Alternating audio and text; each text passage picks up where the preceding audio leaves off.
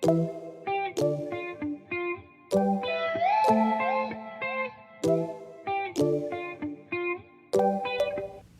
bakers and gourmands. Today we're making cake balls.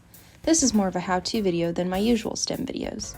With quarantine and distance learning, I've expanded my intellectual horizons, like many of you, to the culinary field.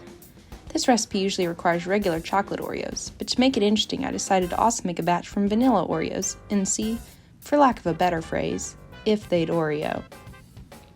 I'm sure this qualifies as a very scientific experiment. So without further ado, on to the recipe. This is the recipe you're using. You're going to need 1 whole package of Oreos, an entire 8-ounce package of cream cheese, a package of milk chocolate almond bark, and a package of vanilla almond bark. Sadly, one of my pristine Oreos was cracked, but it's fine because we're going to brutally crush them to death anyway. I find placing the Oreos in a bag and using this motion is easy, using the momentum of the rolling pin in our favor. Then we roll them out so as to really crush them into a fine powder. Once they're finely powdered, you can pour them into a bowl. I did the same thing with the chocolate Oreos. This is where the cream cheese comes in. One 8-ounce block is used per package of Oreos, so to make both vanilla and chocolate cake balls, I use 2. These should be softened to make the next step easier. Flattening the cream cheese with your rolling pin can help them thaw faster. Then we just plop these in and do our best to incorporate it with the cookie crumbs.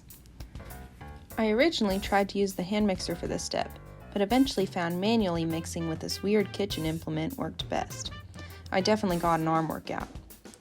Once you get a doughy, sticky consistency, it's time to roll these into their trademark shape.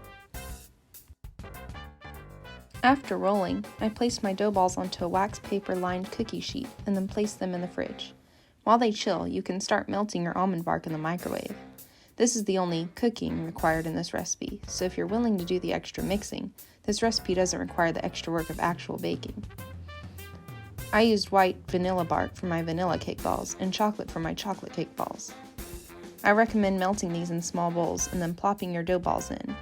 I then rolled the cake balls around in the melted chocolate concoction with a fork, which is totally something I learned from Pinterest.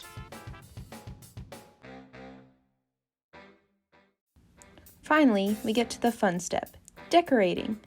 I used pretzels and M&Ms to make snowmen and Rudolphs, but there's a wide variety of creative creations to explore. I hope you enjoyed this video, and if you did, please like and subscribe. You know the drill. And hey, perhaps in the future I'll make more flavor combos of Oreo cake balls. Maybe not that one. Or that one. But if y'all have flavor suggestions, please let me know. And of course, thanks for watching.